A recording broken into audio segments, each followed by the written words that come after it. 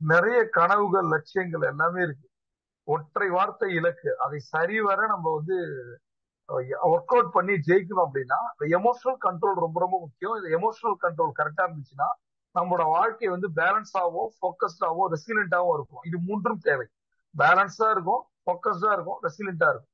இதுக்கு என்ன பண்ணணும் அப்படின்னா, முதல்ல நாம இந்த உணர்வு நிலையில புரிஞ்சுக்கணும். நமக்கு எதற்காக இந்த எமோஷனல் பேட்டர்ன் எப்படி வருது அப்படின்றது. இந்த இடத்துல ஒரு மெடிடேஷன் மாதிரியான ஒரு விஷயங்களை நீங்கள் பண்ண ஆரம்பிச்சீங்கன்னா உங்களுக்குள்ள ஒரு அந்த சுய விழிப்புணர்வு வரும் ஆட்டோமேட்டிக்கா. எமோஷன் ஏன் ஒருத்தங்களுக்கு அதிகமா வருது, ஏன் எமோஷனால பர்ஸ்ட் ஆகுறாங்க, வெடிச்சு செதறாங்க, கோவப்படுறாங்க, கத்துறாங்க, மிஸ்பிஹேவ் பண்றாங்க, இதெல்லாம் காரணம் என்ன?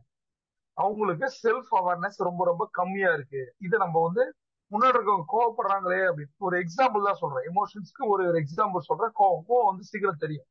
அத முதல்ல நம்ம இந்த சுய விழிப்புணர்வு அவங்களுக்கு இல்ல, நாமளாவது பொறுமையா போறோம், அல்லது அவங்களுக்கு அதை சொல்லித்தர ட்ரை பண்ணோம். அவ்வளவுதான். செல்ஃப் அவேர்னஸ் அவங்களுக்கு இல்ல. இது என்ன ஆகுது அப்படின்னா, அவங்களால எமோஷன் எதனால ட்ரிகர் ஆகுது, யாரால ட்ரிகர் ஆகுது அப்படின்னு தெரியல. சில பேர் பாத்தீங்கன்னா எப்பயுமே ட்ரிகர் ஆயிடும். நாமளா பேசினா கோவப்படுவோம், எதுக்கு எடுத்தாலும் எப்படா சண்டைக்கு வரலான்னு இருப்போம். ஏன் அந்த எமோஷனல் இந்த மூட் ஸ்விங் வருது அப்படின்னு பாத்தீங்கன்னா, அவங்களுக்கு அதாவது அவங்க ஸ்ட்ரெஸ்ஸா இருந்தாலும் ஒரு மாதிரி எமோஷன் ஆவாங்க, ஹாப்பியா இருந்தாலும் ஒரு மாதிரி எமோஷன் ஆவாங்க, ஃப்ரஸ்ட்ரேஷனா இருந்தாலும், ஏமாற்றம் வந்தாலும் சரி, சந்தோஷம் வந்தாலும் சரி, மன அழுத்தத்துல இருந்தாலும் சரி, எது அவங்க நினைச்சது நடக்கலனாலும் ஒரு மாதிரி இருப்பாங்க, நடந்தாலும் ஒரு மாதிரி இருப்பாங்க. அப்ப அவங்களோட அந்த மூட் ஸ்விங்க அவங்கள கண்ட்ரோல் பண்ணவே முடியாது. இந்த உணர்வு நிலை மாறுபாடு தான் நிறைய பிரச்சனைகளுக்கு வழிவகுக்கும். சரியா? முதல்ல ரியாக்ட் பண்றத கம்மி பண்ணும். ஏன் ரியாக்ஷன் நடக்குது, ரெஸ்பாண்ட் பண்ணுங்க, ரியாக்ட் பண்ணாதீங்கன்னு சொல்றேன். அப்ப நம்மளோட எமோஷனல் பேட்டர் நம்ம கத்துக்கணும். கண்களை மூடி உட்காந்து ஏன் இந்த மாதிரி ஒரு எமோஷனல், ஏன் நம்ம கோவப்படுறோம், ஏன் கத்துறோம், நம்ம ஏன் இந்த மாதிரி பிஹேவ் பண்றோம், இதனால எத்தனை பேர் அஃபெக்ட் ஆகுறாங்க. சொல்லுவாங்கல்ல, கோவம் வந்துகிட்டே இருக்கும், அது ஸ்கார்ஸ் விட்டுட்டே போகும். ஆணி அடிச்ச இடத்த ஆணி எடுத்துடலாம், ஆனாலும் அந்த தழும்புகளை நீக்க முடியாதுன்னு சொல்லுவாங்க. அப்ப ஃப்ரஸ்ட்ரேஷன் ஏன் வருது, நம்ம ஏன் ஸ்ட்ரெஸ் ஆகிறோம், இதுக்கு மிக முக்கியமான காரணம் உணர்வு நிலை, உணர்வுகள் தான். இந்த எமோஷனல் கண்ட்ரோலை சரியா பண்ணும்போது யார்கிட்ட ரியாக்ட் பண்ணணும், எப்படி ரியாக்ட் பண்ணணும், ரியாக்டே பண்ணக்கூடாது, ரெஸ்பாண்ட் பண்ணணும்.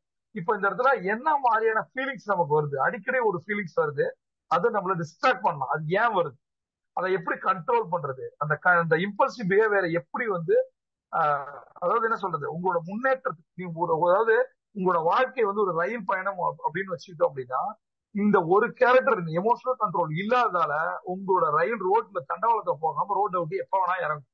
அது இறங்கி இறங்கி ஏறுச்சுன்னா போகவே முடியாது, இறங்குச்சுன்னா ஏறவே முடியாது.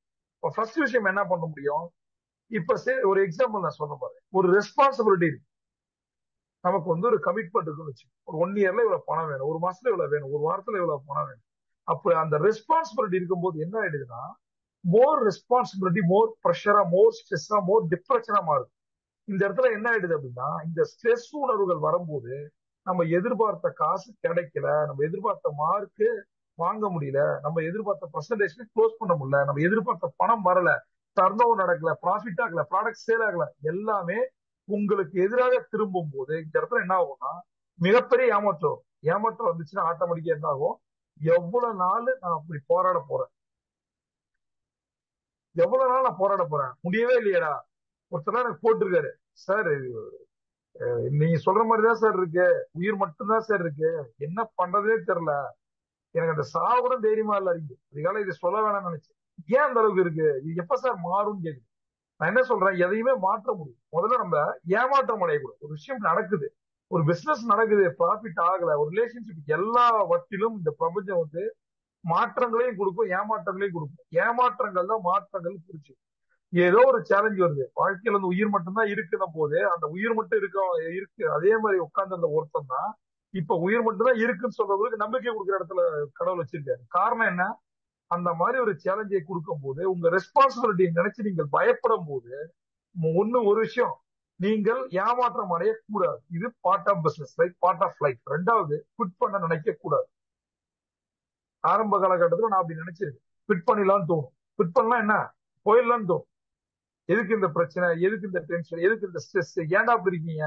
மனிதர்கள் மேல கோவம் வரும், பணம் வராது, கடன் அதிகமாகும், அப்படியே அவனோட நெஜ முகத்தை பார்க்கணும், ரொம்ப குரூரமா இருக்கும். பணம் இருக்கும் போது கூட இருப்பான், பணம் இல்லாத போது எல்லாரும் போயிடுவான். பணம் நம்மள்ட்ட, பணம் மட்டும் இல்ல, எல்லாத்தையும் என்ஜாய் பண்ணவனா நம்ம பத்தி நெகட்டிவா பேசுவான், தப்பா பேசுவான். அது இன்னும் பெரிய கஷ்டமா இருக்கும், போய் பேசுவான். நம்மளோட பணத்தை வாங்கிட்டு இல்லைன்னு சொல்ல எவ்வளவு இருக்கும். நண்பருக்கு ஒரு கார் எடுத்து கொடுத்தேன், கார் எடுத்து கொடுக்கலன்னு சொன்னேன். அப்புறம் அந்த போட்டோவை நான் வந்து கேட்ட ஒருத்தருக்கு அனுப்பிச்சு விட்டேன். அதுல வந்து ஆமா எடுத்து கொடுத்தாரு, எவ்வளவு காசுன்னு கொடுத்தாரு. அந்த காசு வந்து அது அப்படியே அந்த இது அப்ப நான் விளையாட்டா சொன்னேன், மார்பிங் பண்ணேன் அப்படின்னு சொன்னேன். இதுதான் வாழ்க்கை. இப்ப ஃபர்ஸ்ட் ஆஃப் ஆல் சுய விழிப்புணர்வு இல்லாததால நம்மளோட எமோஷனல் பேட்டர்ன் நம்மளால கண்டுபிடிக்க முடியல. அதனால எமோஷனல் வந்து ட்ரிகர் அதிகமாகுது. இதனால என்ன ஆகுது அப்படின்னா, ஸ்ட்ரெஸ் அதிகமா வந்தாலும் சரி, சந்தோஷம் வந்தாலும் சரி, நாம நம்மளோட நிலையில இருந்து தடுமாறும். இது என்ன ஆயிடுது அப்படின்னா, யாரை பார்த்தாலும் ரியாக்ட் பண்ண கத்துக்கிறோம். ரியாக்ட் பண்ணவே கூடாது. முன்னாடி இருக்கவன் என்ன பண்ணாலும் தான், உசுப்பேத்தினாலும் சரி, கடுப்பேத்தினாலும் சரி, எப்படி இருக்கணுமோ அப்படி இருக்கணும். அடுத்த விஷயம் என்னன்னா, உங்களோட ஃபீலிங்ஸ், நம்மளோட ஃபீலிங்ஸை நம்ம பார்க்க ஆரம்பிக்கும். இதுக்கு மெடிடேஷன் ரொம்ப ரொம்ப முக்கியமா இருக்கும். அடுத்த விஷயம் என்ன அப்படின்னா, நாம ஒரே ஒரு விஷயத்த முடிவு பண்ணோம். நம்ம நேரா போயிட்டே இருக்கோம். நம்ம வந்து நம்மளோட எமோஷனலா ஒரே விஷயம் நடக்க போகுது என்னன்னா, 100% நம்ம தோக்க போறோம். நம்ம நினைச்ச இடத்துக்கு போக போறது நம்ம டீரைலிங் சக்சஸ் அப்படின்வாங்க. ப்ராக்ரஸ் விட்டு நம்ம இறங்க போறோம். இதுக்கு ஒரே ஒரு விஷயம் என்னன்னா, ரெஸ்பான்சிபிலிட்டியை நினைச்சு எப்பயும் யாரும் பயப்படக்கூடாது, ஏமாற்றம் அடையக்கூடாது. அடுத்தது குவிட் பண்ண நினைக்க கூடாது. ஒரு ஸ்டெப் பேக், அதாவது ஒரு சுச்சுவேஷன், ஒரு செட் பேக் நடக்குது அப்படி, உங்களுக்கு ஒரு ஒரு பின்னடைவு நடக்குது உங்க தொழிலே உறவுகள்ல நடக்குது அப்படின்னா, அந்த இடம் சரியான இடம். நல்லா கவனி. ஒரு செட்பேக் நடக்குது அப்படின்னும் போது, உங்க காசு இல்ல அப்படின்னும் போது, எனக்கு முடிவெடுக்க தெரியல, என்னால வந்து காலைல எந்திரிக்க முடியல, ஃபேஸ் பண்ண முடியல அப்படின்னும் போதுதான் உங்கள் வாழ்க்கை உண்மையாக ஆரம்பிக்கும். இதுக்கப்புறம் நடக்கிறது எல்லாமே, ஏன்னா ஏதாவது பெரிய பிரச்சனைகளை பாத்துறீங்க, எல்லா கஷ்டத்தையும் பட்டீங்க, இனிமே என்ன புது கஷ்டம். 7.5 சனி இல்ல சார், 70 சனி மாதிரி இருக்கு, 75 வருஷம் சனி மாதிரி இருக்கு, பரவாயில்ல, ஒரு ஃபுல் ஸ்டாப். இங்க ஏமாற்றம் அடைய தேவையில்லை. நாம இங்க என்ன தப்பு பண்ணோம், அதுக்கு காரணம் வந்து என்ன மாதிரி எமோஷனல் ட்ரிகர் நடந்தது, அதை எப்படி சரி பண்ண போறோம், இதை நம்ம யோசிச்சாலே இந்த செட்பேக் வந்து 100% சக்சஸா மாறும். அதுக்கு தேவை ஒன்னே ஒண்ணுதான், சீக்ரெட் ஆஃப் சக்சஸ் ஒண்ணுதான், இந்த நேரம். அமைதியா இருக்க வேண்டிய நேரம். Common cool, right. என்ன நடந்தாலும் சரி, உலகமே என்ன பண்ணாலும் சரி, அதான் சொன்னேன், ஒரு குத்திட்டு கண்ணு முன்னாடி நின்று கருவழி கிட்ட டச் பண்ண ரெண்டே 2 இன்ச்சுக்கு முன்னாடி இருந்தாலும் கூட அதை பற்றி பயப்படாம காமா, ஏன் இப்படி நடக்குது, இதுக்கு நம்ம என்ன ரெஸ்பாண்ட் பண்ணணும் அப்படி யோசிச்சாலே உங்களுக்கு சக்சஸ் ஸ்டார்ட் ஆகுதுன்னு அர்த்தம். ரெக்கார்டிங் கட் பண்ணி போலாம் மேடம்.